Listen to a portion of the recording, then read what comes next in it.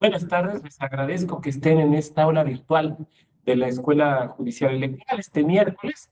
Les pediría a Jimmy y David que vayamos prendiendo la cámara. Recordemos que es una de las reglas de la Escuela Judicial. Si alguno de ustedes tiene alguna complejidad, por favor háganoslo saber Sí, ahí en el chat. doctor, buenas tardes. Sí, tengo el problema de que mi cámara no sirve. De hecho, me marca aquí un puntito en rojo. Pero bueno, ya espero arreglarle este fin de semana. Pero aquí estoy. Perfecto, pero si me escuchan y me ven. Perfectamente bien se escucha y se ve. Perfecto. Bueno, pues estamos aquí de nueva cuenta en este diplomado de ética y hoy nos toca hablar de un tema que a mí me gusta mucho, pero que no ignoro su complejidad, que es la ética en la interpretación judicial, en la interpretación jurídica, la ética en la judicatura. Gracias, Jimmy, por poner el comentario.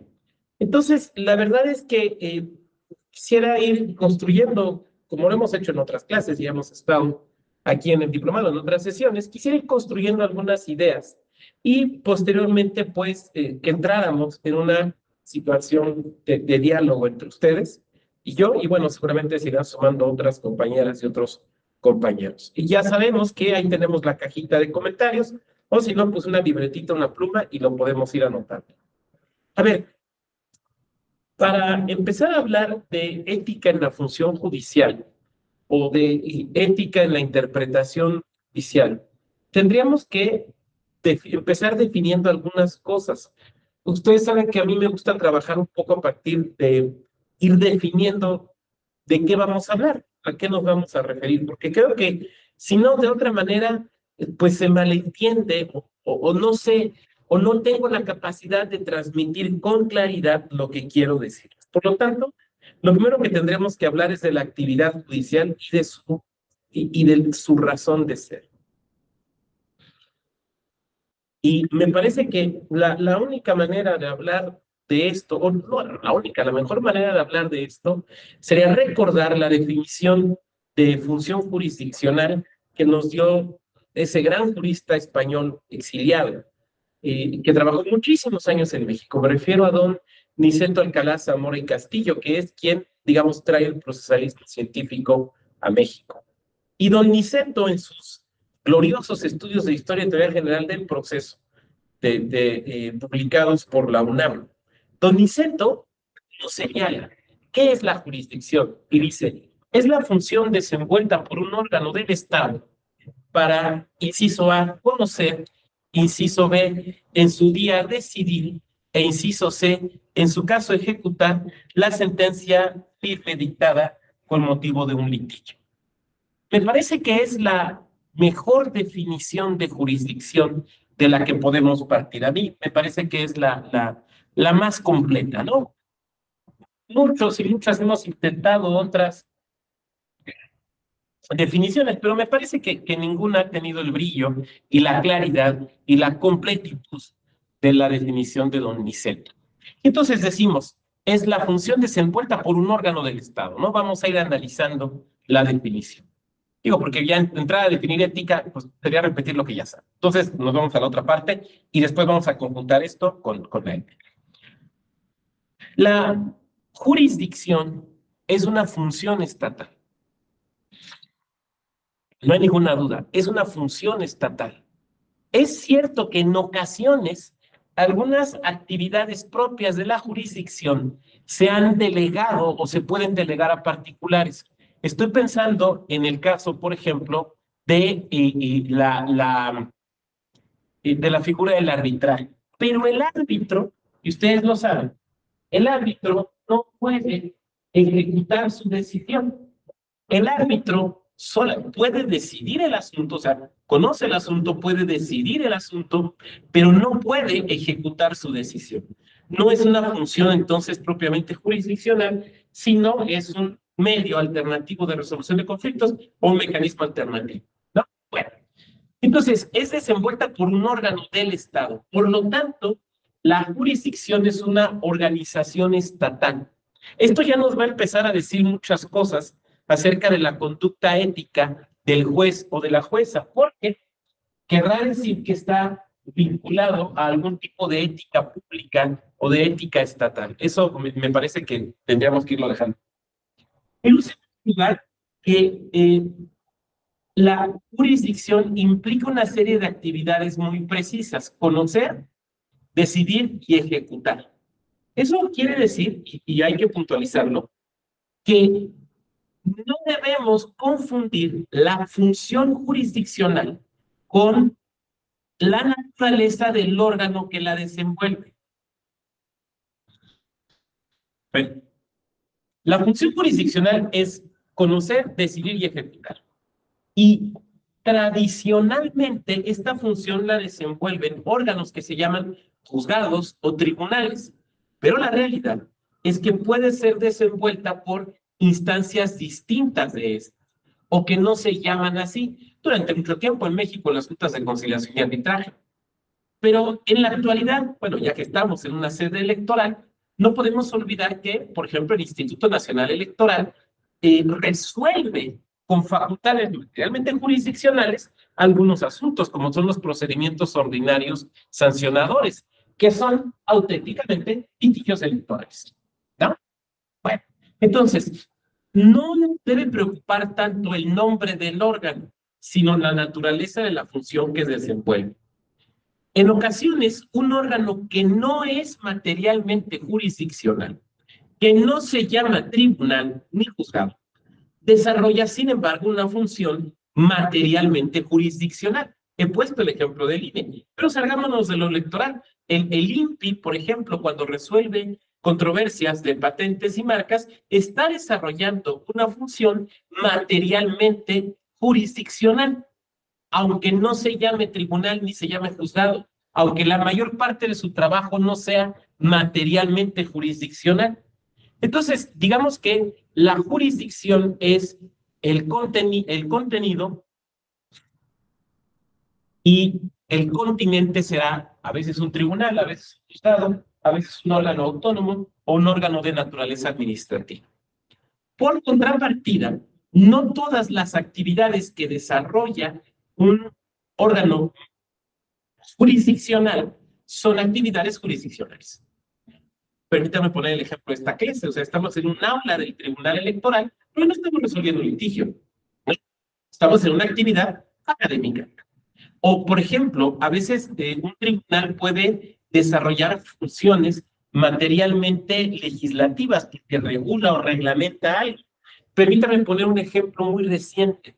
La Sala Toluca del Tribunal Electoral del Poder Judicial de la Federación acaba de aprobar y dar a conocer las reglas a las que se deben someter quienes quieran presentar amicus curiae ante esta Sala Toluca. Bueno, pues esa no es una función materialmente jurisdiccional. O, por ejemplo, cuando, no sé, el Tribunal Superior de Justicia o el Supremo Tribunal de su Estado deciden contratar el arrendamiento de un inmueble o de unos vehículos, eso no es materia jurisdiccional. Oiga, pero es que lo está desarrollando un tribunal, sí, pero no es material, no es un acto materialmente jurisdiccional. Permítame poner un ejemplo más polémico y, sin lugar a dudas, más relevante, regresando a un asunto electoral: la consulta popular, ¿no? Ustedes recuerdan la consulta popular que tuvimos en México. ¿Quién aprueba la consulta popular? La Suprema Corte de Justicia de la Nación, en sesión. Y sin embargo, no es una función materialmente jurisdiccional. Y me van a decir, ¿pero cómo es posible, doctor? Si es la Corte, fue una sesión pública, todos lo vimos, ahí estuvieron discutiendo, claro. Fue la Corte y fue en sesión pública y fue una decisión de la Corte, pero no fue el ejercicio de una jurisdicción. ¿Por qué? Porque no hay litigio. ¿Te acuerdas que en la definición que estamos explicando de Oniceto Alcalá hablan de litigio? Si no hay litigio, no hay ejercicio de la jurisdicción. Hay una decisión muy importante como en la consulta popular, pero no hay litigio. O si no, díganme quién demandó a quién, cuáles fueron las pruebas, cuándo se presentaron los alegatos. Es obvio, no hay nada de esto. Eso no es ejercicio de la jurisdicción. Y con lo que estoy diciendo, desde luego, para nada estoy rebajando o menospreciando la potestad de la Corte. Es una facultad importantísima de control constitucional.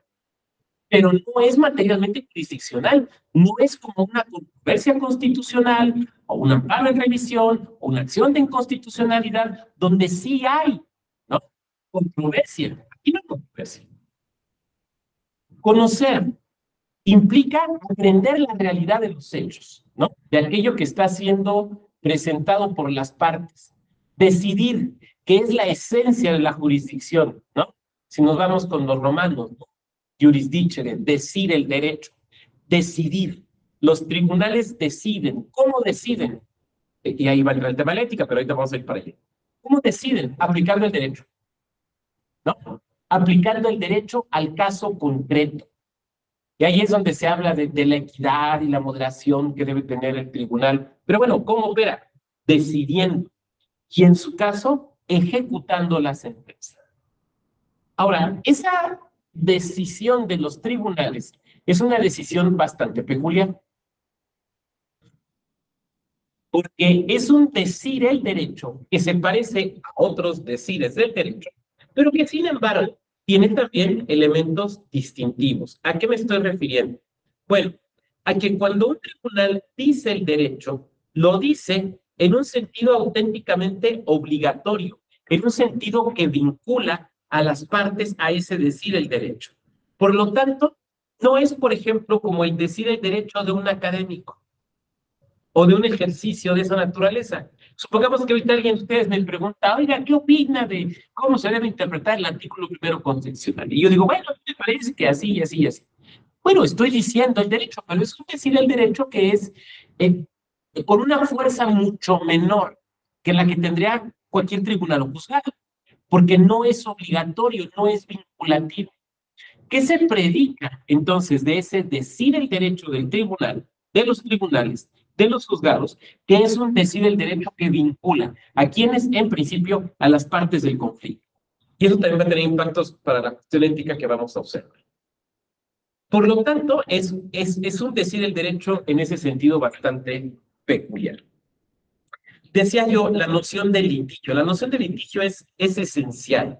Esa noción de litigio que nos dio Francesco Carneluti y que el propio y brillantísimo don Niceto Alcalá precisó después en un gran libro, estaba aquí en la oficina, me lo hubiera traído, pero bueno, que se llama Proceso, Autocomposición y Autodefensa, un espléndido libro de jurídicas de la UNAM, está ahí en la biblioteca virtual, como también el de estudios y teoría de don Niceto, y la verdad es que si les gusta el profesor, es recomendadísimo leer a don Niceto Alcalá. Y ahí nos dice, o sea, toma la definición de Carneluti y la precisa. ¿Qué es el litigio? Es el conflicto que se presenta cuando una parte pretende, la otra se resiste, y eso requiere una solución de naturaleza jurídica, ¿no? Que esto de la solución de naturaleza jurídica es el anexo, digamos, al concepto que establece don Niceto Alcalá. Es don Niceto Alcalá, digamos, quien es. Pongamos un breve ejemplo. Pensemos en el Mundial de Fútbol de 2026, que en una parte se va a jugar aquí en México, ¿no? Bueno, y entonces ustedes saben que hay una discusión acerca de si Guillermo Ochoa, el portero, debe de llegar a ese Mundial como portero titular de México o dejar su espacio a otros, a jugadores más.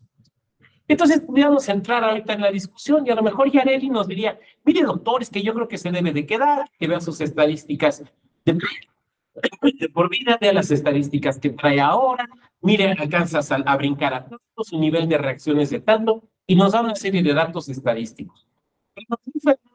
Porque mire, ya va de salir, en cualquier momento ya no responde igual, en cambio aquí está este otro portero, y empezamos a discutir y a debatir, a lo mejor incluso acaloradamente.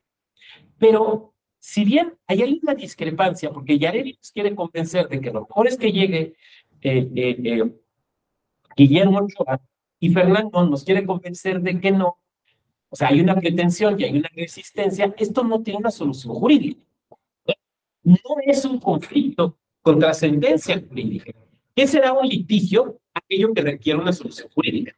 ¿Cómo sabemos que algo requiere una solución jurídica? Lo sabemos porque el derecho lo exige, ¿no? O sea, cuando el derecho establece un proceso para resolver un determinado tipo de conflictos humanos, eso quiere decir que ese es un proceso, más bien que ese es un litigio y que por lo tanto se tiene que resolver de manera jurídica. Ahora, es cierto que no todos los litigios se resuelven por conducto del proceso judicial. Podemos hacer uso de la negociación, de la mediación, de la conciliación o incluso del arbitraje, ¿no? Entonces, probablemente si yo tengo un problema con Fernando porque me prestó 10,000 pesos y me niego a pagar, pues desde luego ahí podría haber un proceso judicial y si no pagaré, podría intentar ejecutármelo.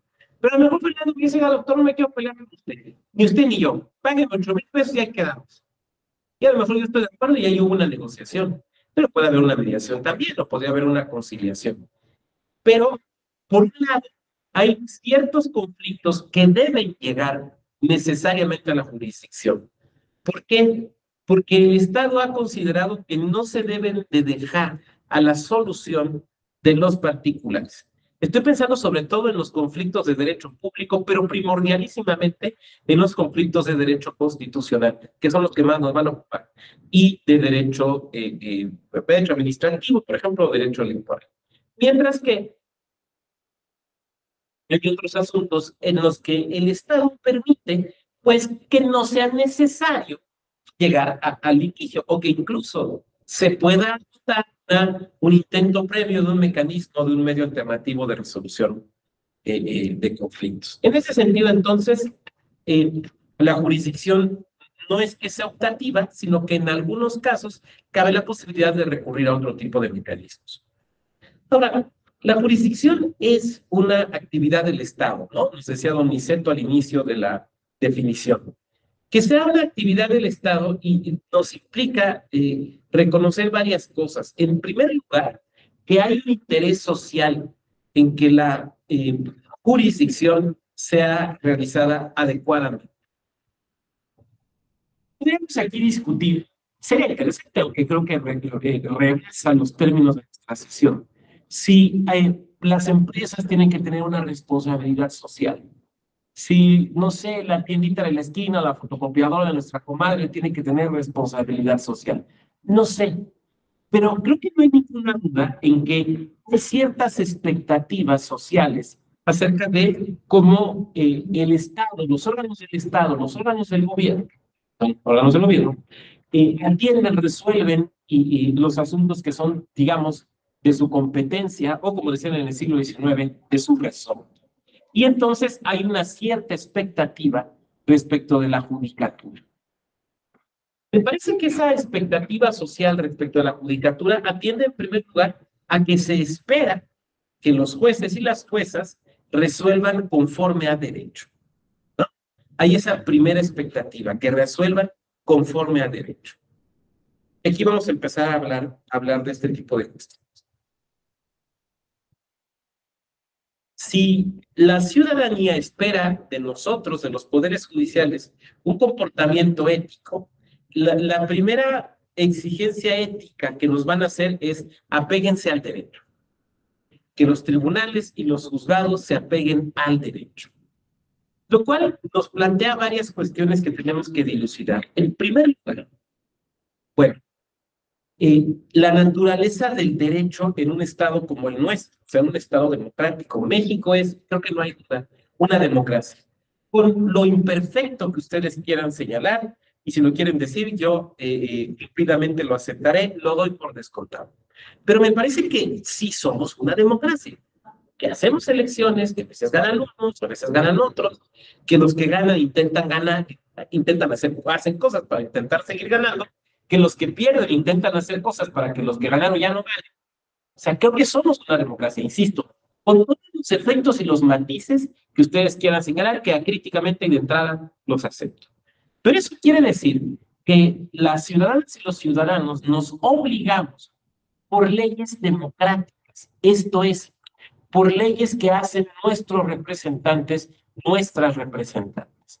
Y entonces, digamos, podríamos decir como un ciudadano romano, ¿no? Yo me obligo por las leyes en cuya factura o en cuya elaboración he participado. Los romanos las votaban en los comicios, por curias o por centurias. Nosotros ya no lo hacemos así, pero elegimos a representantes y al elegirlos, nosotros aceptamos pasar por las decisiones que tomen en nuestro nombre. Entonces, las leyes en nuestro país, en un país democrático, tienen un profundo origen democrático, porque quienes las hacen son representantes, hombres y mujeres, que son nuestros representantes porque votamos por ellos. Si esto es así, y creo que es así, entonces el primer deber ético del juzgador es considerar que está sujeto a las normas, que está sujeto a las reglas fijadas por los órganos legislativos. ¿Por qué? Porque somos una democracia. Podrían ahorita levantar una mano y decirme, doctor, pero no dice usted que esto habría que matizarlo, que pues a veces las leyes que hacen los legisladores no son las mejores. Y yo diría, por eso empezar la segunda democracia. ¿Ha habido derecho perfecto?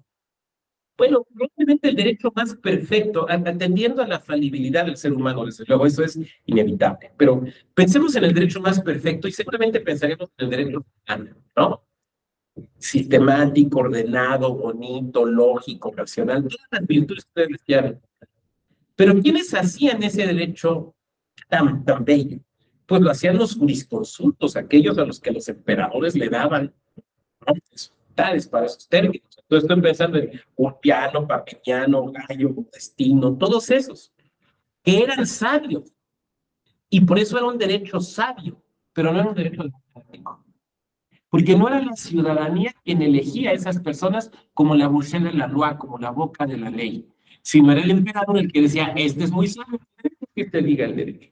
Después, los emperadores empezaron a arrepentir de eso, y eso es muy claro, por ejemplo, en la Constitución Tanta, ya en Bizancio. Pero bueno, ese es otro campo. Ese es un derecho perfecto, pero no es un derecho democrático. El derecho democrático es un derecho imperfecto, pero que reconoce su fuente en la voluntad ciudadana, ¿no? Entonces, ese es el primer elemento. Ahora, me podrían, digamos, esta ética. Ahora, ustedes me pueden decir, oiga, doctor, pero es que a lo mejor no hacen el derecho perfecto, y entonces el juez debería perfeccionarlo. Fíjense que ahí hay una discusión sumamente interesante. ¿Puede el juez obrar bajo una idea de perfeccionismo moral? Es una estupenda pregunta. Y desde luego no es mía, ¿no? Es una espléndida pregunta. No. Desde luego, un juez, al leer la Constitución o la ley, puede decir, es que esta disposición no está bien, se podría perfeccionar, genera costos innecesarios, me parece que se pudo haber resuelto de otra manera mejor, pero el juez es juez o la jueza es jueza, no legislador. Su función, la función del juez o de la jueza, no es, perdón, pues como debatirlo ustedes quieren, no es perfeccionar las leyes. Esa es la función del legislador. Y el juez no puede, no debe subvencionar al legislador. La función del juez es aplicar las normas, no mejorarlas, no caer en el perfeccionismo moral. Un juez o una jueza no pueden decir, no, es que yo soy un superfilósofo, no, yo me sé todo Aristóteles, y me sé todo Platón, y me sé todos los posmodernistas, y me sé todos esos. Entonces, yo puedo hacerlo mejor. Pero, señor, si usted puede hacer eso mejor, entre al juego político, salga electo diputado o senador y coadyuve en la factura de las leyes. Pero ya no está siendo juez, está siendo legislador. Entonces, los jueces no pueden buscar el perfeccionamiento de las normas conforme sus parámetros o sus criterios, porque eso no sería un actuar ético. Desde luego, un juez que es juez, pero que además, o una jueza que es jueza, pero que además es académica, da clases o escribe libros, pues puede escribir un libro y decir, a ver, es que esta norma, esta ley, me parece que podría ser mejor si escribo un perfecto libro que a lo mejor hasta después pero lo que no puedes pretender en tanto, pues, caer en el perfeccionismo moral. ¿Por qué? Porque en el modelo democrático, e insisto, estamos partiendo de la base de que estamos hablando de un Estado democrático. En el modelo democrático, debemos reconocernos que todas las personas tenemos una igualdad moral fundamental. Somos iguales para discutir términos de moralidad, o mejor diríamos, de ética pública, y que por lo tanto Nadie puede decir soy más ético o más moral como ciudadano que fulano de tal. A lo mejor eres mejor persona en lo privado, a lo mejor eres peor persona en lo privado, pero no puedes decir que yo puedo dictar las reglas éticas para toda la sociedad. No, esa no es tu función como juez. Entonces, no se puede caer en el perfeccionismo moral. Yo recuerdo un debate muy interesante en Inglaterra en los años 60, que se da, digamos, en libros entre un alto juez, era Lord Llewellyn, me parece, y Herbert Hart. ¿Por qué? Porque él se había reformado el Código Penal británico y se había establecido que pues una conducta que era delictiva ya no era delictiva, ya no era delictuosa, ¿no? Entonces, sale el Lord Llewellyn, que era uno de los altos jueces británicos, y dice, bueno, ya no es delito en tanto que no está en el Código Penal, pero es una conducta contra los fundamentos de la sociedad. Por lo tanto, un juez puede, Reino Unido, condenar por la comisión de ese delito, aunque no esté en el Código Penal. Entonces Hart salta y dice, espérame, papá, ¿qué pasó? Ahora sí que le cantó un tiro, ¿no? No, a ver, ¿qué puedes decir que sí me parece que atenta contra los fundamentos de la sociedad y que por eso es delito? Te estás poniendo por encima de lo que dijo el legislador, porque estás diciendo, a mí me parece que esto atenta contra la esencia de la sociedad. Fíjense el discurso. El discurso no es, me parece inconstitucional. Es otro boleto que ahorita vamos a ver. El discurso es, atenta contra la sociedad. No, no. Esa, señor juez, señora jueza, no es su función. Oiga, doctor, pero entonces eso quiere decir que el juez o la jueza tienen que aceptar acríticamente cualquier ley que les sea entregada para resolver los asuntos por parte del legislador. La respuesta claramente es que no. El juez tiene que obrar, la jueza tiene que obrar, aceptando que hay un principio del legislador racional, que hay también, insisto, estoy hablando de Estado democrático, en otros podría ser distinto, que hay un elemento fundamental en nuestras democracias madisonianas, hamiltonianas, que es la división de poderes. Y que en ese esquema, ¿a quién le corresponde elaborar las leyes? Que en principio es al legislador. Y a quien le corresponde en principio aplicarlas en lo general es al Ejecutivo. Y a quien le toca aplicarlas en los casos específicos y concretos es a los tribunales, ¿no? Entonces, debe obrar con una deferencia hacia el legislador. Ahora, la deferencia hacia el legislador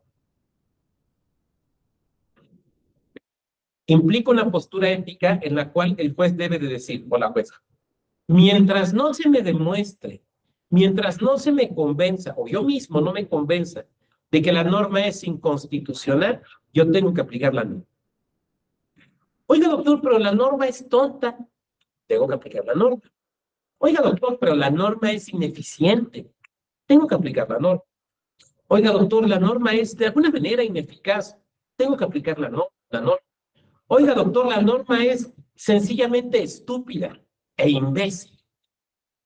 Eso no la vuelve inconstitucional. ¿Sí me van siguiendo? Eso no la vuelve inconstitucional. Podemos encontrar normas que nos parezcan francamente tontas, pero lo tonto, no por tonto, es inconstitucional. Como también lo inteligente, no por ser inteligente, es automáticamente constitucional. Son cosas distintas.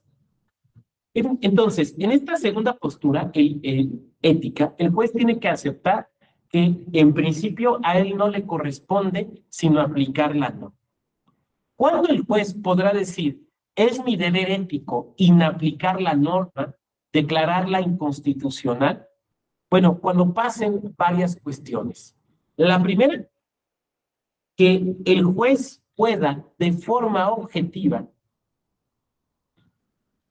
encontrar que la norma presenta un problema en la aplicación al caso concreto. A ver, cuando un tribunal, por ejemplo, nuestra Suprema Corte de Justicia de la Nación o las salas constitucionales o el Tribunal Constitucional de la Ciudad de México, resuelven un asunto de alguna de justicia constitucional en abstracto, o sea, cuando se señala que una ley por sí misma es inconstitucional, las consideraciones pueden ser de otro tipo. Pero más del 90% de nuestra chamba en los tribunales es, con el poder en este tribunal, resolver asuntos o casos concretos y específicos, ¿no? Por lo tanto, el juez o la jueza, al resolver esos asuntos, desde luego está contrastando la norma, que es una disposición general pensada para una generalidad de casos, que normalmente no estuvo pensada para el caso específico y concreto que se le está presentando, porque si no sería una ley especial y eso es inconstitucional, pero lo tiene que hacer a través de los lentes, si me permiten decirlo así, del hecho concreto que está juzgando, el acto o la abstención concreta que está juzgando. Por lo tanto, la judicatura siempre tiene una visión de alguna manera limitada al caso específico y concreto.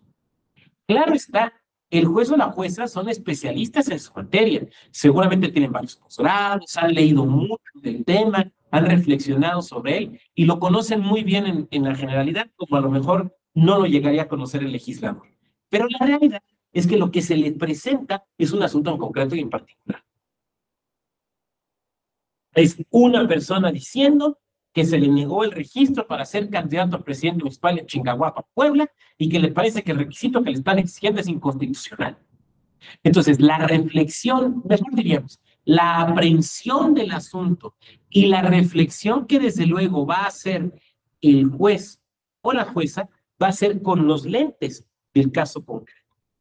En buena medida, a partir de lo que las partes presentaron o hicieron valer, de los argumentos, las razones, las pruebas, las alegaciones de las partes.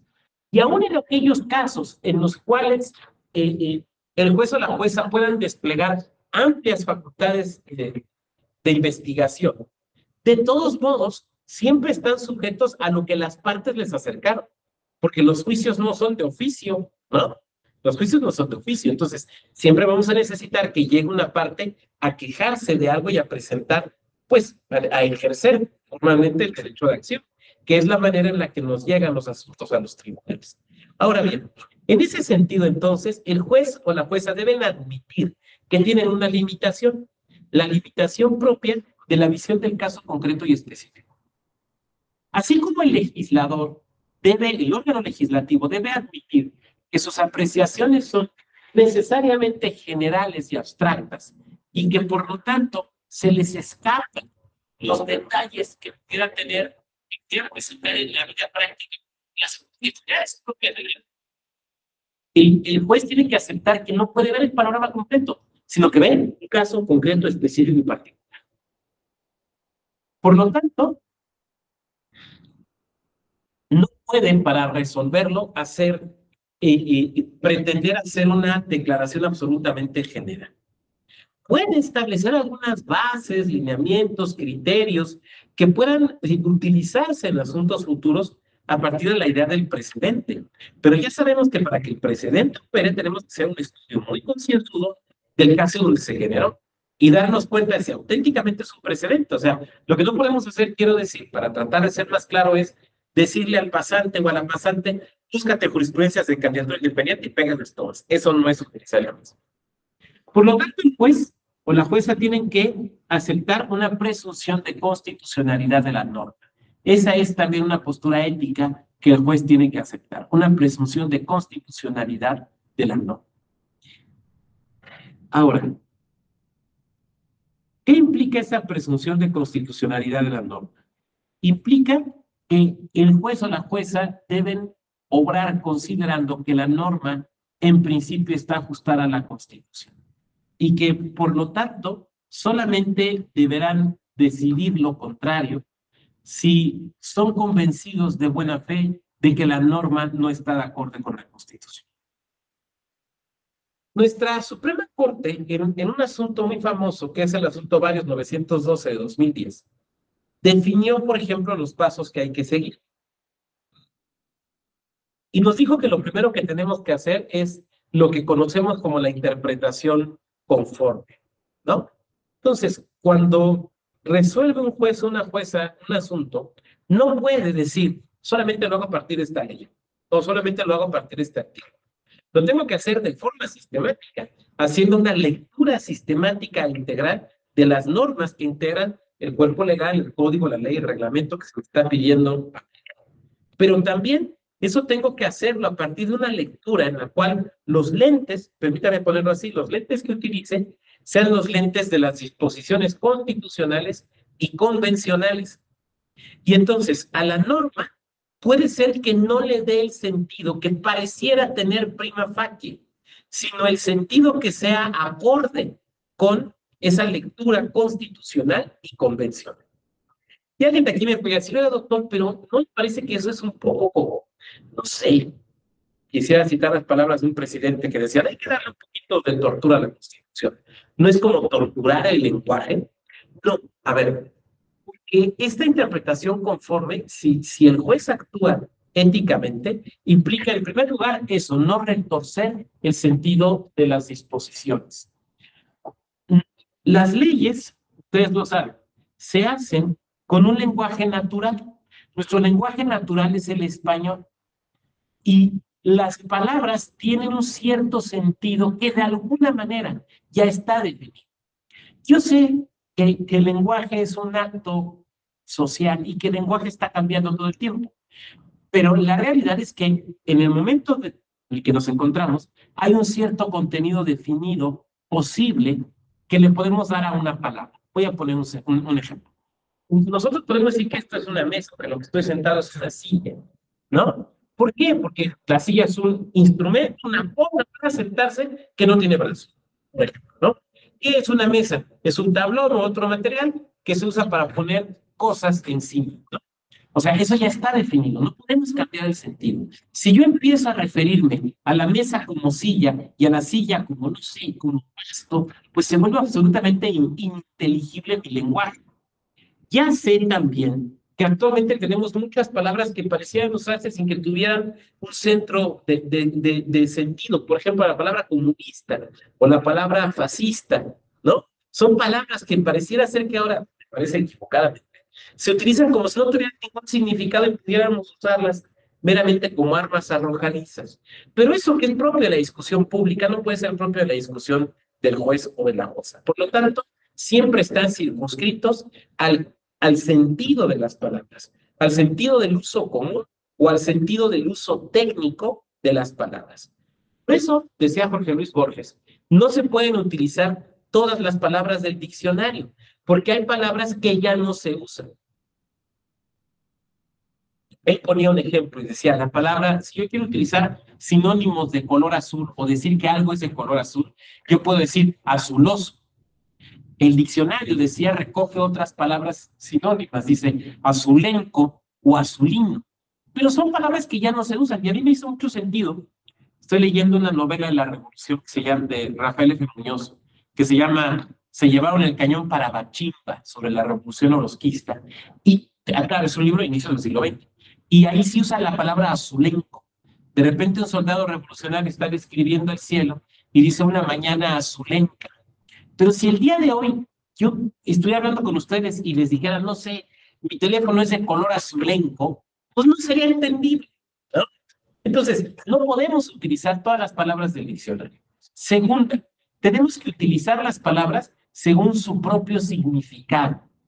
Voy a poner un ejemplo judicial que espero pueda ser entendible, o sea, que yo pueda ser entendido. Cuando se establece en la Constitución mexicana la posibilidad de las candidaturas independientes, uno de los requisitos que se puso en la Constitución, bueno, no en la Constitución se dijo, se tendrá que cumplir con lo que digan las leyes secundarias. Y uno de los requisitos que se puso en las leyes secundarias fue esto de reunir apoyos, lo que le llamamos como juntar firmas. Ahora, lo sabemos, se hace desde la aplicación que podemos tener en los teléfonos. Pero en su época se hacía desde recogiéndolos en papel. Y entonces, en un estado en particular, la legislación decía esto, fíjense lo que decía la legislación, que aquellas personas que querían apoyar a una persona como candidato independiente, tenían que comparecer, fíjense la palabra, comparecer en el órgano electoral y entregar su formato de... Eso quería decir entonces que, por ejemplo, si el compañero David quería ser candidato independiente, recogiendo firmas o recopilando firmas, a lo mejor lo más que podía hacer era repartir los formatos, pero las ciudadanas y los ciudadanos que queríamos firmar para que él fuera candidato, teníamos que tomar el formato, llenar el formato, firmar el formato, e ir a la oficina del Instituto Electoral de Cercana y comparecer y entregar, ¿no? Eso es lo que esa es la primera lectura de la ley. Esto es impugnar por un candidato independiente y tiene que entrar un tribunal electoral, en este caso fue un tribunal electoral local, organiza el asunto. Y entonces este tribunal electoral dice, a ver, eh, la disputa es si es constitucional o no, o sea, el litigio es acerca de si es constitucional o no exigir que el ciudadano o la ciudadana comparezcan ante el órgano electoral físicamente a entregar el formato. Y dice el tribunal, bueno, a ver, si por comparecer entendemos ir, es inconstitucional, porque establece una carga innecesaria e injustificada en el ciudadano o la ciudadana, que además de que le firman a quien quiere ser candidato independiente o candidata independiente, además de eso tiene que andar buscando, a ver, ¿dónde están las oficinas del instituto para ir a entregar el formato? No, pues quedan a 3 horas del pueblo. Bueno, pues a ver, me voy a esperar aquí a que pase el camión. ¿No? ¿Se fija? Entonces uno diría, tiene que declararla inconstitucional. No, porque la conducta ética del juez es aceptar prima facie la posibilidad de que la ley sea constitucional. O sea, el primer reflejo de un juez o de una jueza no puede ser, no puede ser considerar que la norma es inconstitucional. El primer reflejo debe ser, creo que es constitucional. Vamos a ver si puedo hacer que la norma sea constitucional. Entonces dice el tribunal, si es comparecer, sí. Ahora, ¿pero qué se entiende por comparecer? ¿Cuáles son, jurídicamente hablando, las maneras de entender la palabra comparecer? Y entonces les lanzo la pregunta a ustedes. Cuando en sede de jurídica, jurisdiccional, cuando en discusión de derecho, hablamos de comparecer, ¿qué se entiende por comparecer? ¿Qué entienden ustedes? Pues tienen Adelante. que ir, tendrían que ir al lugar o al recinto, apersonarse o identificarse, vaya, por ejemplo, buenos días, soy Yareli Galván Fuentes, esta es mi identificación y con eso ellos podrían avalar que yo me encuentro presente en ese lugar para hacer determinado acto. Y entonces Yareli nos dice, bueno, por comparecer se debe entender ir al lugar físicamente. Jimmy me parece que me está diciendo lo mismo, ir físicamente. Muy bien. Ahora, les pregunto, ¿ese es el único sentido jurídico de la palabra comparecer? O dicho de otra manera, ¿la única manera que hay para comparecer es ir físicamente? No, se puede hacer por otros medios o representaciones. Por ejemplo, pues a través de algún representante o, bueno, ya con las nuevas disposiciones y ya a lo mejor en algunas áreas del derecho ya nos ha alcanzado la tecnología, entonces también lo podemos hacer vía electrónica. y tienes toda la razón, compañera, claro, puede ser por medio, o sea, comparecer puede entenderse no necesariamente como ir, sino que otra persona vaya en nuestro lugar. Pero también dices con toda razón, puede ser también enviar. Por ejemplo, ¿cuántas veces ahora en los juicios electrónicos simplemente enviamos? O sea, ya ni mandamos al pasante, enviamos, ¿no? O por ejemplo, en ocasiones comparecer puede ser, comparezco por escrito. Entonces, voy con un despacho, el abogado la hace el escrito, va una persona y lo entrega. Y entonces resulta, dice el tribunal, porque el tribunal razonó lo mismo que está diciendo Yareli, exactamente lo mismo. Dijo, a ver, es que comparecer puede ser, puede entenderse como ir físicamente, pero en el derecho también se puede comparecer sin ir físicamente. Por lo tanto, lo que hace es una interpretación conforme y dice, a ver, si por comparecer entendemos ir físicamente, sería inconstitucional. Pero resulta que del propio derecho se desprende que comparecer no es solamente físicamente, sino que se puede comparecer tercera persona, mandando con un propio, por paquetería, por mensajería, y como bien dice la compañía, incluso electrónicamente. Por lo tanto, la norma sí es constitucional, pero fíjense lo que dice, sí es constitucional, sí y solo sí, por comparecer se entiende no solo la presencia física, sino también poder mandarlo. Y entonces el compañero David puede recoger nuestras hojas que hemos firmado apoyándolos y a él ir a entregar. Que de hecho es lo que sucede en la actualidad con las aplicaciones, ¿no? O sea, nadie de nosotros que quisiéramos apoyar a una candidatura independiente, nadie vamos a las oficinas del IFE, oiga, del INE, oiga, aquí regístreme para apoyar tal candidatura, ¿no? Claro, entonces ahí lo que hace el tribunal es decir, no fue más fácil declarar inconstitucional algo, una norma, sin antes haber analizado y explorado la posibilidad de que la norma venga constitucional. En ese sentido, ahí tenemos una manifestación de la ética judicial como una aplicación del principio no de supremacía del legislador o del parlamento. No estamos en el Estado británico, pero sí del reconocimiento de la división de poderes. Ahora bien, de aquí me podría plantear que pudiera suceder que la ley, después de este ejercicio, de todos modos resulte inconstitucional. Les voy a poner otro ejemplo. ¿Han oído hablar del amparo del corte de cabello? ¿Alguien escuchó de este asunto del amparo del corte de cabello? No es de Chihuahua. ¿El de los niños de primaria? De un chavo de secundaria fue. Si quieres, platicamos el que tú te acuerdas, y si no, igual no sirve. Adelante, por favor. Lo que pasa es que no estoy muy adentrada al tema, pero sí lo he escuchado como ejemplo en alguna otra clase.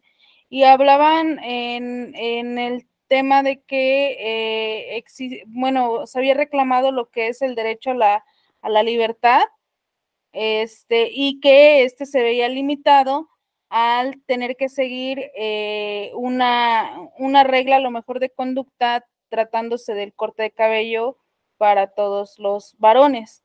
Entonces, si su personalidad estaba determinada a traer el cabello largo o de un X o Y estilo, pues eso implicaba que estaría de alguna manera revestido de ese derecho de poder elegir, ¿no? El modo en el que pudiera hacer su identidad, ¿no? Frente a la sociedad. Y pues parte de lo que es el tema de la protección de ese derecho, pues determinan que esa regla de conducta, según el ejemplo que me habían puesto, pues sí, de alguna manera se atentaba a este derecho a la libertad y justo podía llegar a restringir el ejercicio de este derecho. Gracias, Yareli. Sí, efectivamente es ese caso. Y yo quisiera centrarme en un punto muy específico. Ya hiciste una espléndida resumen del mismo. El problema estaba en una disposición reglamentaria que decía que los estudiantes, o sea, masculinos, estaban obligados, fíjense lo que voy a decir, porque así decía la norma, a acudir a la escuela con el cabello corto, natural, oscuro. O sea, el cabello tenía que ser corto, natural, oscuro. Lo primero que salta a la vista de ustedes es que es una norma mal hecha. Ahorita vemos lo inconstitucional, pero es una norma mal hecha. Los estudiantes tienen que ir a la escuela con el cabello corto, natural, oscuro. ¿Cuál es el error que tiene la norma? Ahorita vemos lo inconstitucional, pero tiene un error. ¿Cuál es? Adelante, Yareli. Podría ser el que diga que debe de ser natural, corto natural. No, yo creo que más bien estaría en lo de oscuro, ¿no? En lo de oscuro. Porque pensemos un chamaco güero, pues su cabello no es oscuro. O un pelirrojo, su cabello no es oscuro. O de castaño claro, su cabello no es oscuro. Entonces no puede ir porque no cumple con la regla. Fíjense el absurdo que provocaría la regla. Porque entonces alguien de aquí me podría decir, bueno, pues a ver si es güero, pues, que se lo pinte de negro. Pero entonces no puede ir, que si tiene el cabello pintado ya no es natural.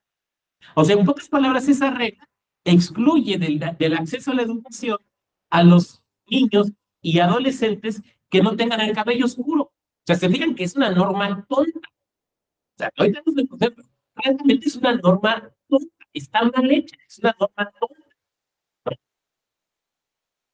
Pero, pues el cabello se puede cortar. Lo natural, pues de ahí estamos con discusiones. Aquí sí que no se lo pueden pintar, no se lo pueden decolorar, pero oscuro. Y si no tengo el cabello oscuro, porque no me lo puedo pintar. Bueno, ahí, desde ahí la norma es tonta. Pero yo he apuntado aquí que una norma no tonta necesariamente es inconstitucional. Pero esta norma claramente es inconstitucional. ¿Por qué? Porque no hay una razón desde la perspectiva del derecho humano. Nos comenta aquí Jimmy, tiene toda la razón, del derecho a la identidad. No hay una norma desde la perspectiva del derecho humano para justificar que los niños y las niñas tengan que ir con el cabello, que los niños tengan que ir con el cabello corto. Alguien de aquí me puede decir, bueno, doctor, pero es que en las escuelas pues puede haber piojos y si traen el cabello corto, pues no se les van a pegar. Bueno, déjenme decir una cosa, eso es un mito. Yo tengo muy poco cabello, no será evidente para ustedes, también tengo aquí poquito. Y además de que tengo poquito, tengo muy corto, se me podrían pegar los piojos. O sea, ni un calvo teniendo un poco de cabello se salva de los piojos, por más corto que traiga el cabello. No tiene que ver con eso. No tiene que ver con lo corto o con lo largo. Oiga, doctor, me diría otra persona, pero a ver, por ejemplo, los soldados en los cuarteles, ahí sí tienen que tener el cabello corto. Y entonces yo diré, estás construyendo una analogía entre ser estudiante y ser soldado. Porque la verdad, me gustaría mucho ver que desarrolles correctamente esa analogía. Es que no la hay. Bueno, entonces, ¿por qué este es un ejemplo de una conducta ética? Porque el juez puede o la jueza pueden arribar a la conclusión de que efectivamente la norma sea inconstitucional, por esa interpretación conforme que intenten. Y ahí la conducta esperada es que no disfrace la afirmación de la inconstitucionalidad. O sea, que si va a ser un asunto donde se está conociendo en control abstracto de inconstitucionalidad, diga, la norma es inconstitucional, no que refuerzan el sentido. Que si están conociendo de un caso en concreto, en particular, como este del amparo del cabello, no retuerzan el sentido. A ver, en el caso anterior que les puse, en el ejemplo anterior que les puse, discutíamos cómo se debe interpretar la palabra comparecer. Y creo que la solución a la que llegó el tribunal, que es un poco la que construimos aquí, fue la misma. Parece que ustedes podrían haber sido las magistradas o los magistrados del asunto. Fue, bueno, es que comparecer se entiende de distintas maneras. Pero aquí hay alguna manera de entender la norma para que no sea inconstitucional. O sea, hay alguna manera de entender de que, aunque dice corto, se puede entender que si no quiere no lo lleva corto. Que aunque dice natural, se puede entender que si no quiere, pues se lo puede pintar. O no puede no traer natural. O que donde dice oscuro, pues se puede entender que donde dice oscuro también se puede entender color claro. Es más, donde dice corto, por ejemplo, no podría ir un chamaco rapado, porque rapado no es cabello corto, es no tener cabello. Discrimina y excluyente, claro. Es que no hay manera. O sea, el juez no puede, la jueza no puede encontrar una manera esa, para que esa disposición jurídica reglamentaria se entienda constitucional. No, y no puede darle tortura al lenguaje para decir, bueno, donde se dice oscuro, que se entienda como quiera. Donde se dice natural, se entienda también coloreado. Y donde dice corto, que se entienda también largo. Porque esa sería una sentencia irracional. Porque le está dando un sentido al lenguaje que el lenguaje no tiene. ¿Sí me van siguiendo? Eso es irracional. Voy a poner un ejemplo. Pero a ver, es que no sé si ya se los platiqué. Ya les comenté, ya les puse el ejemplo de días lunares.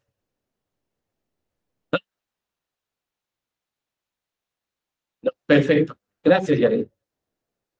Ahí les va. En la época de la Revolución Inglesa, ustedes saben que pues, tuvo esta figura muy importante de Oliverio Cromwell, ¿no? Y entonces, Cromwell, que era el Lord Protector, acuérdense que Inglaterra fue un cortito tiempo, en el siglo XVII fue una república, porque guillotinaron al rey, ¿no? Ya no lo aguantaron, lo guillotinaron, bueno, no, pero lo guillotinaron, no, le cortaron la cabeza con hacha, porque a la nobleza no se le puede colgar, se considera que esa es una muerte infamante. Entonces, ejecutaba con hacha o con espada? Entonces le corta la cabeza. Y Oliverio Cromwell se erige en el Lord Protector, ¿no? Una especie de dictador, ¿verdad? Y entonces está el Lord Protector, pero sigue funcionando el Parlamento británico. O sea, el Parlamento británico nunca dejó de funcionar. Y entonces Cromwell se pelea con el Parlamento, aquel Parlamento que se le llamó el Parlamento Rabadilla. No sé por qué, pero así le dicen, el Parlamento Rabadilla, ¿no? Es muy famosa aquella frase de Cromwell, que después se dijo en la Segunda Guerra Mundial. Para el poco bien que le han hecho a esta nación, han estado demasiado tiempo en sus cargos. Váyanse, por el amor de Dios, váyanse. ¿Qué es lo que les dice Cromwell? Ya para mandarlos a su casa. Y Cromwell disuelve el Parlamento. Pero hay un problema. El problema es que el Instrument of Government, o sea, la especie de constitución que Cromwell había hecho, le daba la facultad de disolver al Parlamento, pero solo durante los primeros, creo que 15 o 20 días de que habían iniciado sesiones el Parlamento. Y ya estaban como en el día 22 o 23, cuando Cromwell ordena disolver el Parlamento. Entonces le dicen, no, tu orden ya no la puedes dar, porque ya se te pasó el plazo, ya se venció el plazo. Y entonces Cromwell se avienta a esta, y es una cosa, dice, no, a ver, vamos a revisar. Sí, aquí dice que 20 días, pero ¿qué crees? No distingue entre días lunares y días solares. Si lo contamos como días solares, que son de 24 horas, pues sí, ya se me pasó el plazo. Pero ¿qué crees? Hay que contarlo como días lunares. Si los días lunares no son de 24 horas, pueden variar. Por lo tanto, conforme este calendario de días lunares, ¿qué crees, papá? Lo hice dentro del tiempo, así que a volar balones. Entonces, cualquiera de ustedes ahorita se jalaría los cabellos y yo no tengo idea. ¿Qué es esa marihuanada de qué es? Lunares. Ahora sí que Cromwell preste de lo que está fumando, ¿no? Seguramente fumaba lo mismo que puso tartamudo al porco, ¿no? ¿Qué es eso? Pero también por alguien que diga aquí, bueno, ¿sabe qué? Yo sí he escuchado eso de días lunares, pero mire usted, yo he escuchado que los días lunares se aplican, por ejemplo, para pues las ceremonias que hacen o los encantamientos que hacen las wiccas. Las wiccas. Y sí, las wiccas usan, en la actualidad, usan el concepto de día lunar. Pero el Parlamento británico no es de wiccas. Entonces, cuando Cromwell dice, donde dice días, entiéndase días lunares o días solares, está diciendo algo que es irracional. No porque el concepto, fíjense qué interesante, no porque el concepto de días lunares no exista. Si traemos nosotros aquí una Wicca, nos digamos, claro que existe, claro que existe el de días lunares. Hay calendarios de días lunares para buscarlos ahorita. Hay calendarios de días lunares. Pero eso se aplica allí, no se aplica al derecho. Sería tan absurdo como imagínense lo siguiente. Ustedes saben que en materia electoral tenemos un plazo de 4 días para presentar las demandas, ¿no? Supongan que alguien concurre el día 5, el día 5 y diga, bueno, sí, ya sé que según los días solares es el día 5, pero según los días lunares, y aquí está el calendario, es el día 4. Y como tienes que aplicar el persona, aplícame por persona y cuéntame días lunares y no días solares. O sea, cualquiera que leyera esa demanda diría, fíjate, ¿no? Lo que estás pidiendo no es racional. Pero es que no, es que no es racional. Me estás pidiendo que le dé un sentido a las palabras que no se los puedo dar. Pero es que es interpretación conforme. No es interpretación conforme. Eso es cambiar el sentido. Eso no se puede hacer.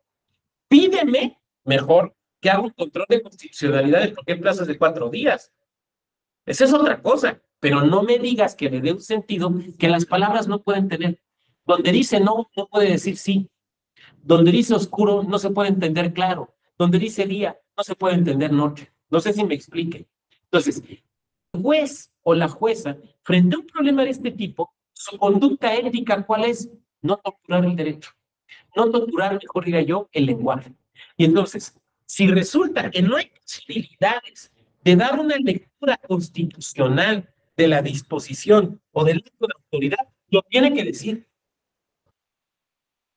Oiga, pero no es que eso va un poco en contra de lo primero que explicaba, no, porque lo que yo explicaba es que debe haber una referencia al legislador. Lo que no dije es que tenga que haber una fe ciega en la actitud del legislador. Esa es otra cosa, y eso, perdón, pero yo no lo diría.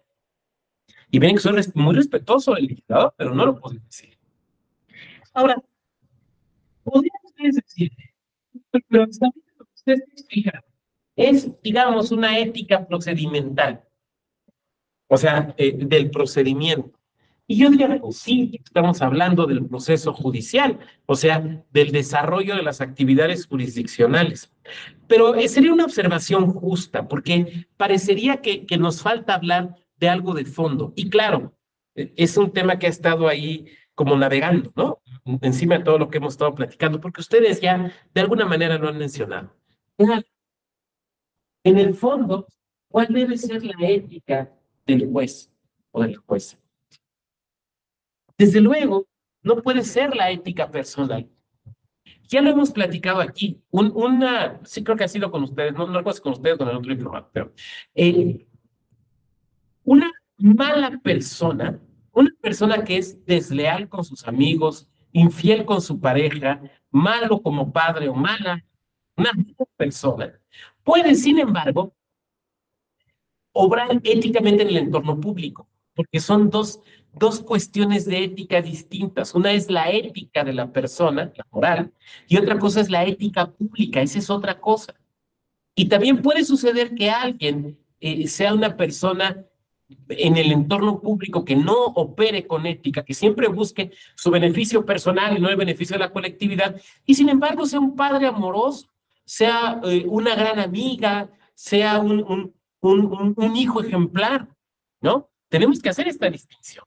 Entonces, la ética que nos va a importar no es la ética de la persona, la ética que nos va a importar es la ética del funcionario o de la funcionaria judicial, lo cual implica que el juez o la jueza se tienen que preguntar, ¿para qué soy juez?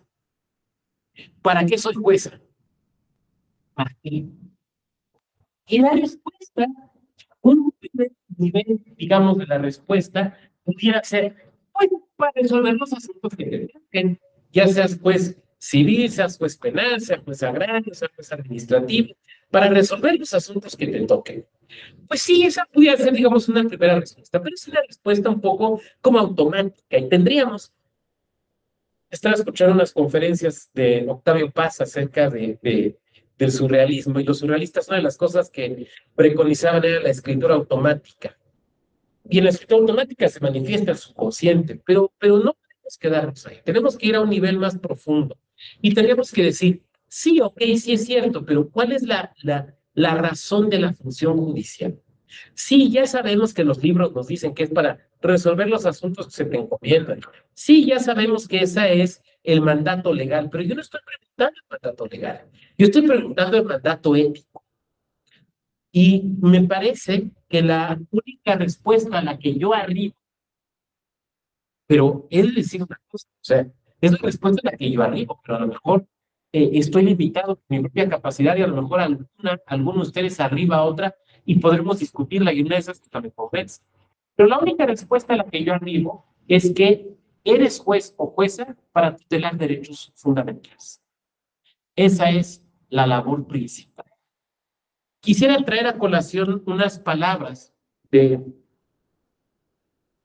un antiguo Chief of Justice de la Corte Americana, presidente de la Corte Americana, el primer gran constitucionalista americano, que fue don Joseph Story, autor de los comentarios sobre la Constitución Americana de 1838, me parece que es. Y Joseph Story en esos comentarios dice algo muy interesante, dice, a ver, lo voy a parafrasear. Todo estado en el cual no está encomendada la tutela o la protección de los derechos al Poder Judicial sería profundamente peligroso para las personas. Profundamente peligroso para las personas. ¿Por qué? Porque es el Poder Judicial, el vaya a dar, el último vaya a dar, no el primero. Tal vez ni siquiera el más importante, pero sí el último vaya a dar de nuestros derechos como personas. Por lo tanto, me parece, un juez o una jueza no está solamente decidiendo un asunto de divorcio o un asunto de un ejecutivo mercantil o quién, o si se violaron o no las reglas respecto a de la cadena de custodia en un asunto electoral, sino que está todo el tiempo debatiendo con derechos humanos y que la postura ética del juez es esa, o de la jueza, en esencia es esa. ¿Cómo tutelo los derechos en los asuntos que me son encomendados? Sí, en el contexto en el que están, conforme la actividad de las partes, conforme mi recto saber y entender de la legislación y de la interpretación, conforme los criterios o los precedentes obligatorios de la Corte Interamericana, la Suprema Corte, colegiados, de todo eso, sí, pero ¿cómo tutelo derechos? Mi función principal como juez o como jueza es tutelar derechos, proteger derechos. Y alguien de aquí puede decir, se parece que el doctor Valo está muy influenciado porque trabaja lo constitucional y lo electoral, pero ¿a poco en otras materias? Entonces quisiera platicarles una experiencia. Hace cosa de año y medio, 2 años, una amiga, una alta jurista, que había sido magistrada electoral, pasa, digamos, al otro lado y se convierte en magistrada civil. Y me dice, oye, Vado, ¿podrías darle una plática aquí a mi ponencia acerca de la importancia y la relevancia de los derechos humanos en las relaciones entre particulares? Sí, cómo no, con mucho gusto. Entonces, bueno, sí, la plática, a distancia. Y la reacción de su ponencia, con gente muy brillante, alguna excompañera mía de la carrera, gente muy brillante. La reacción fue así como, bueno, sí, o sea, pues qué bonito lo que nos dijo, pero aquí son asuntos civiles, aquí se trata de resolver temas de contratos, de asuntos mercantiles. Y entonces un joven, con esa seguridad propia de la juventud que quisiera yo haber mantenido, pero la edad la va eliminando, me empieza a decir, doctor, oiga, qué padre, qué interesante, pero mire, la verdad es que aquí no aplica, porque aquí vemos asuntos civiles. Entonces, a lo mejor en amparo o en electoral, pero aquí en asuntos civiles no. Yo ya me esperaba esa reacción, me la había anticipado, digamos, la magistrada, que muy amable y muy gentilmente me invitó a platicar con su propuesta. Entonces yo le dije, a ver, compañero, usted, pues, bueno, ahorita está ya como proyectista, ya no se llaman secretarios técnicos, se llaman proyectistas. Está como proyectista aquí en la sala civil, que bueno, pero pues supongo que no entra usted de proyectista. No, yo desde los juzgados, y ahí empecé y proyectaba en juzgados. Y me dijo, oiga, a ver, déjame hacerle una pregunta. ¿Le tocó alguna vez, en qué juzgado está? No, pues está en el juzgado civil, el quinto, el cuarto, no juzgado civil, no recuerdo cuál, pero un juzgado civil de la justicia ordinaria, la justicia. Y me dice, bueno, en el juzgado civil tal. Digo, ok, muy bien. Oiga, compañero, y en los asuntos que le tocó resolver, ¿alguna vez le tocó un asunto, o sea, proyectar, algún asunto de una persona adulta mayor, la mayor de 60 años? Sí, mira, pues yo creo que tal y tal, o sea, como que se acordó que sí habían sido. Y le dije, oiga, y esos asuntos, o sea, cuando se los turnaron, pues ¿en qué orden los trabajó? Pues como en qué orden, pues me fueron a llegar, o sea, tenía 3 proyectos que hacer, pues ese era el cuarto, lo ponía hasta abajo, ¿no? Digo, compañero, ¿qué cree que usted violó derechos humanos? Toda la pena. ¿Por qué? Porque es un criterio definido por la Corte Interamericana que las personas adultas mayores, por el simple hecho de serlo, o sea, sin ninguna otra circunstancia de vulnerabilidad, puede ser la persona más rica de su país, ¿no? Pero por el simple hecho de ser adulta mayor, tiene derecho a que su asunto se resuelva con mayor celeridad que el común aplicado a los demás asuntos. Entonces, perdón, pero está en la jurisdicción civil, que parecería la más lejana, o la mercantil, la más lejana a este tipo de cuestiones de derechos humanos, hay temas de derechos humanos.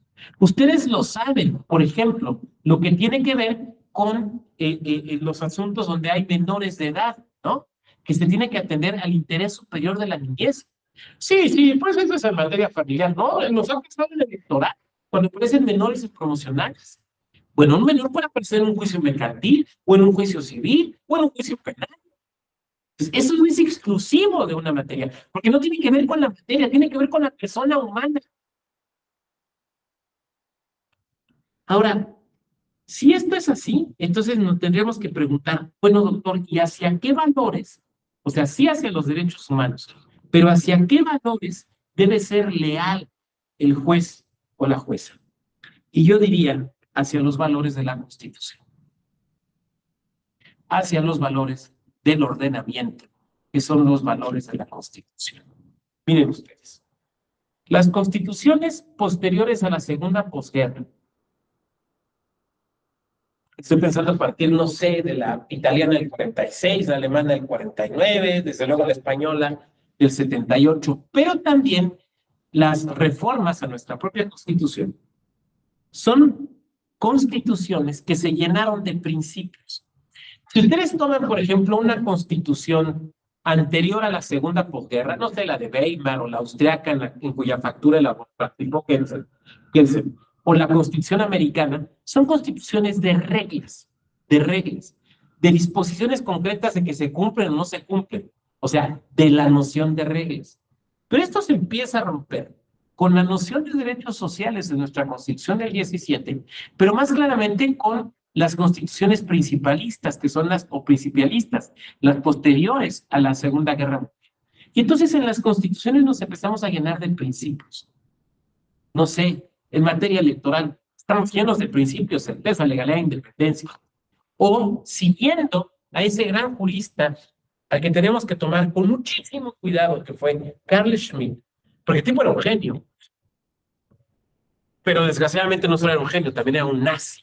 Y no estoy, insisto, no estoy faltándole al respeto a un muerto. Él tenía el carnet del partido nazi, era miembro del partido nazi. Y su ideología es profundamente totalitaria. Pero él acuñó un término muy interesante que es el de las decisiones fundamentales, ¿no? Término que, por ejemplo, aquí en México aclimató don Jorge Cartes. Pero nuestras constituciones, entendidas, digamos, como esos libritos que le llamamos constitución, aunque la verdad es que la constitución va más allá de eso, pero entendidas en ese sentido, tienen una serie de valores que están detrás y que se manifiestan en los principios y en las decisiones fundamentales. Voy a poner un ejemplo. Nosotros en México tenemos en nuestra Constitución, tenemos una decisión fundamental que es la existencia de derechos humanos. Esa es una decisión fundamental. Hemos decidido que tenemos que tener derechos humanos. Detrás de eso hay un valor, o bueno, hay varios, pero lo estoy tratando de ilustrar. Hay un valor que no está expreso en la Constitución, pero que se desprende de la existencia de los derechos humanos. Ese valor consiste en que el Estado no puede estar por encima de la persona, de que el Estado no puede ser autorreferente, sino que el Estado existe y debe funcionar para servir a las personas, no que las personas estamos para servir al Estado. Que los seres humanos no somos solamente objetos del Estado, sino también sujetos del Estado y por lo tanto tenemos derechos. Cuando las constituciones no tienen derechos humanos, cuando el derecho niega los derechos humanos, como pasó con el Estado fascista o el Estado nacional socialista o el Estado comunista en su versión staliniana, o sea, cuando no hay derechos humanos que puedas hacer valer frente al Estado, lo que el Estado te está diciendo entonces es que los seres humanos somos medios y no fines, que somos medios para el engrandecimiento del Estado, que somos medios para que el Estado sea omnipotente y que por lo mismo nosotros valemos mucho menos que el Estado y que si el Estado tiene que disponer de nuestras vidas, pues que lo haga, porque el Estado tiene por sí mismo un fin teleológico que está por encima de nosotros como personas o incluso de la idea misma de humanidad. Por eso no se tienen derechos frente al Estado. Y entonces nosotros, o sea, las personas, no podemos detener de ninguna manera la actividad estatal. que está absolutamente por encima de cualquier persona. Claro, yo sé, a lo mejor aquí me brinca algún marxista jurídico y me dicen, "Ay, es que son burgueses". Yo sé que están todas esas objeciones, pero aún así no niegan mi punto. Mi punto es que en esos estados no tienes derecho y por lo tanto el Estado es superior al ser humano y el Estado es un fin por sí mismo. Pero un juez o una jueza, cuando voltea a ver la Constitución y ve que la Constitución tiene derechos, sabe que ahí detrás hay un valor y que ese valor es que el Estado no es omnipotente, que el Estado no puede hacer lo que quiera, que el Estado tiene que respetar a las personas en su individualidad, que el Estado no puede imponerle a las personas cualquier cosa, porque no puede atentar contra los derechos de las personas. Esto puede sonar un poco esotérico, pero permítame poner un ejemplo. Hay un autor, bueno, ya falleció, un autor soviético. Es que no me acuerdo si fue Solzhenitsyn o fue Boris Pasternak, alguno de los dos. Ambos eran autores soviéticos, que contaba esta historia. Decía, bueno, miren, yo estaba en la secundaria, en la preparatoria, bajo la Unión Soviética, y me hicieron un examen de orientación vocacional, cosa que nos hacen a muchas personas. Y en el examen de orientación vocacional salió que como yo era muy bueno para las matemáticas, debía ser ingeniero.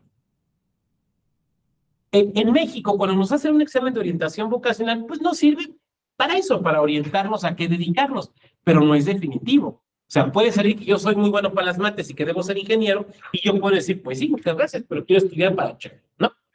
Pero no funcionaba así en la Unión Soviética. En la Unión Soviética, si tú salías, como es el caso de este escritor, que eres bueno para las mates y que serías buen ingeniero, el Estado te dice, vas a ser ingeniero. Y entonces así le dicen a este escritor en su juventud, mire, usted va a estudiar para ingeniería porque es bueno para la ingeniería. Y él dice, oiga, bueno, muchas gracias. Mire, sí, pues sí, soy bueno para las mates. Pero en realidad yo quiero ser escritor, yo quiero dedicarme a escribir. No, papá, a ver, tú no me entendiste. Yo no te dije que podrías ser un buen ingeniero. Yo, Estado, te dije, vas a ser ingeniero, vas a estudiar para ingeniero, te vas a graduar de ingeniero y vas a trabajar de ingeniero, porque eso es lo que el Estado espera de ti por tus capacidades. ¿No quieres ser ingeniero? ¿Que quieres ser escritor el joven? Muy bien, mire, por esta puerta pasaría al gulag. Obviamente, ¿qué hizo? Pues puede ser ingeniero, ¿no? O sea, sacrifico mi vocación, mi voluntad, mi decisión, lo que me da alegría vivir, lo que yo quiero ser, lo sacrifico porque el Estado me dice que tengo que ser otra cosa. A mí, perdón, a lo mejor es mi incapacidad, pero no se me ocurre un ejemplo más claro del Estado que niega derechos. Porque es el Estado que te está diciendo, tú no vas a ser la persona que quieres ser. Tú vas a ser la herramienta del Estado y vas a estar, o el engranaje del Estado, y vas a estar en el lugar donde más vas a rendir. Pero es que, claro, en ese Estado no hay derechos humanos. En un Estado como el nuestro, donde sí hay derechos humanos, está ese valor. El valor de que el Estado no puede estar por encima de las personas. El valor de que el Estado tiene que respetar, preservar la dignidad esencial de las personas. Pero así como está ese, hay otros valores. Por ejemplo, hay un valor de la multiculturalidad de nuestra Constitución. Ese es un valor de nuestro sistema jurídico, al que el juez éticamente o la jueza se tiene que ceñir. Y entonces, por ejemplo, en los asuntos donde intervengan cuestiones por ejemplo, de pueblos y comunidades indígenas o afromexicanos, no puede decir, no, es que la mejor forma de vivir es esta, la occidentalizada, no. Perdónenme el tecnicismo, ni madres. Porque nuestra Constitución tiene el valor de la multiculturalidad, reconoce el valor de los pueblos y comunidades indígenas y afromexicanas. Por lo tanto, señor juez, usted no puede imponer sus valores occidentales. Tiene que respetar los valores de la cultura. Como pueden ustedes observar, entonces, un juez o una jueza consciente encuentran detrás de la protección de los derechos humanos, detrás de las decisiones fundamentales del Estado mexicano, valores del sistema que tiene que tutelar. Esa es la ética del juez o de la jueza en la actividad jurisdiccional. No su ética personal, sino la ética que deriva de los valores constitucionales. Por ejemplo, detrás del mandato de laicidad del Estado hay un valor que es el de la convivencia. Que no sean nuestras confesiones religiosas o la falta de esas las que delimiten quién puede formar parte de la sociedad y quién no, quién puede ser mexicana o mexicano y quién no, quién va a recibir un trato mejor o quién no, quién va a poder participar en los debates políticos y quién no, que eso no sea lo que nos divida, ¿no? Entonces, no solamente es el laicismo como mandato constitucional, o sea, sí es eso, pero detrás de eso hay un valor. Por lo tanto, cuando el juez o la jueza constitucional se preguntan acerca de los valores que deben de regir su conducta, claro, están los códigos de ética judicial. Nosotros acabamos de actualizar el nuestro. Claro, desde luego, pero además de eso, o antes que eso, o por encima de eso, o mejor diría yo, informando a eso, están los valores constitucionales. Y esos valores no vienen dados por el juez. O sea, el juez o la jueza los tiene que encontrar, pero no vienen dados, sino que se encuentran en esas decisiones soberanas que el pueblo ha tomado por conducto de sus órganos constituyentes, pero también se desprenden de nuestra propia historia, como es el mandato como es la laicidad y los valores que están detrás de ellos. Bien, yo quisiera dejar hasta aquí mi peroración y que pasáramos a esta etapa de comentarios y reflexiones que ustedes quieran plantear. En lo que se deciden hacerla, vamos a ver aquí el chat, a ver qué hay. Bueno, lo de la Cámara, vulnerar tu identidad, sí, claro, discrimina y excluye a las niñas, los niños con cabello claro, bueno, claro. Sí, claro, es una norma muy tonta, una norma muy mal hecha, perfectamente mal hecha.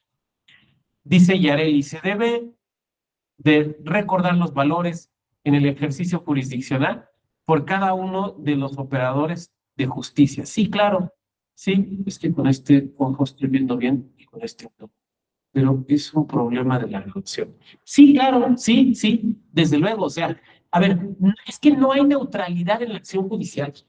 O sea, los jueces y las juezas no son neutrales, no son amorales, no son evaluativos, no pueden serlo. O sea, son imparciales respecto al asunto, pero no son neutrales, porque tienen que resolver con los valores del sistema jurídico, ni siquiera con sus valores personales, sino con los valores del sistema jurídico. ¿Dónde los van a encontrar? En los principios de la Constitución.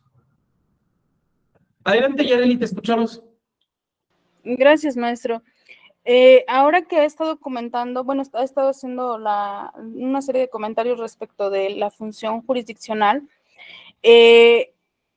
me hace pensar o a lo mejor voltear a ver el tema de que en algunos asuntos en los que se tienen que ir agotando por instancias de acuerdo a la materia, la mayoría de los juzgadores desafortunadamente mantienen un criterio erróneo respecto de la materia de constitucionalidad o inclusive el atender el bloque de constitucionalidad, ¿no?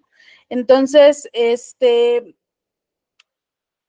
nos dan a entender a los gobernados que tenemos que esperar hasta llegar a lo mejor hasta una tercera instancia para que esos derechos humanos que están dentro de la Constitución se nos puedan reconocer, ¿no?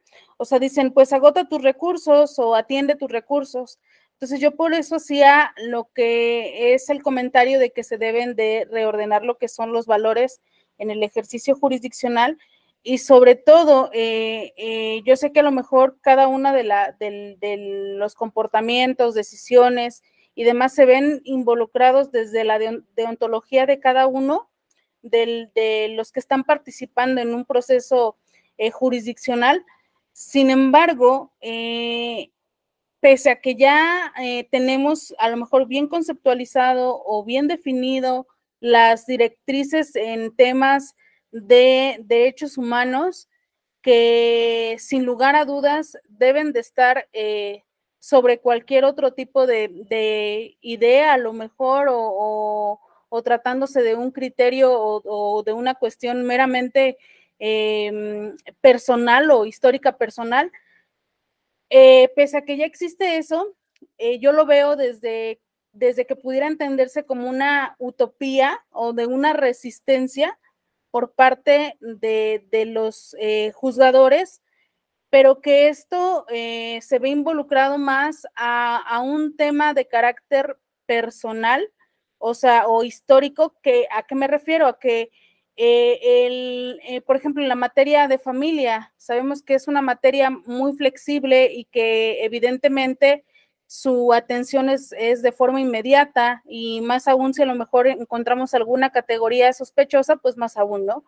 Sin embargo, el quehacer judicial a veces se justifica de algunas cuestiones bastante, pues sí, bastante tontas, en el sentido de que pues hay carga de trabajo o no me lo planteaste bien, etcétera, ¿no? Cuando yo creo que el bien llamado debido proceso se debe de aplicar en todas las materias, no solamente a lo mejor hablarlo desde una perspectiva, un carácter de materia penal, ¿no? Que comúnmente es donde nosotros lo identificamos o lo vemos más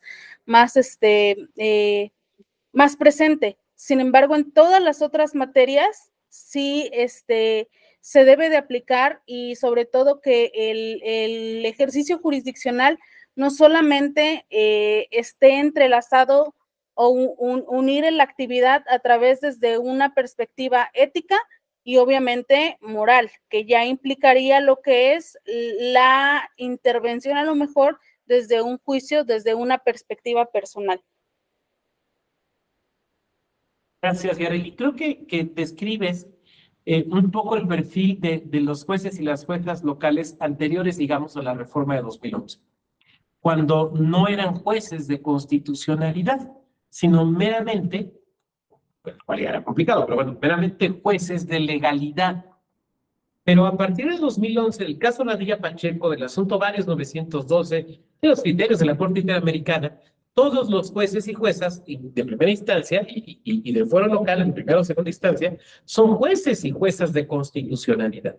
¿Qué quiere decir esto? Quiere decir que no pueden renunciar a su función o a su obligación de realizar control constitucional cuando esto sea necesario.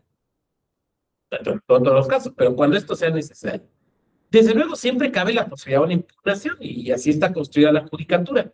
Pero eso no quiere decir que el juez o la jueza abdiquen de sus potestades o de sus facultades.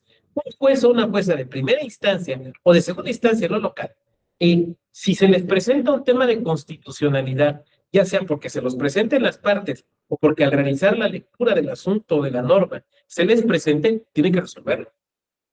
Tienen que resolverlo. Claro, esto estará sujeto a las impugnaciones que se den, o sea, eso te da por descontado, pero eso no quiere decir que abdiquen de lo que tienen que hacer, lo tienen que hacer, porque es su atribución, es su facultad, y al ser su atribución, más que su facultad, es su atribución, o sea, es algo que tienen que hacer, es un deber, no es una obligación, es un deber. ¿Por qué? Porque es un deber que tienen para con la sociedad, atendiendo a la naturaleza de la función. Este sería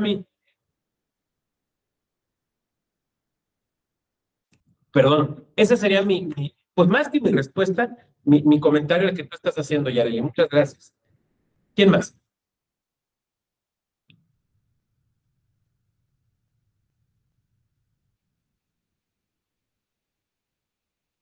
¿Quién más? Vamos a ver qué hay en el chat. Bueno, si no veo alguna otra reflexión o comentario de su parte, dejaríamos hasta aquí Estamos acabando un poco antes, supongo que esto no sería mayor complejidad, y les deseo que tengan pues ya una buena noche y pues nos vemos. Muchas gracias, muy buena tarde. Hasta luego, muchas gracias. Muchas gracias.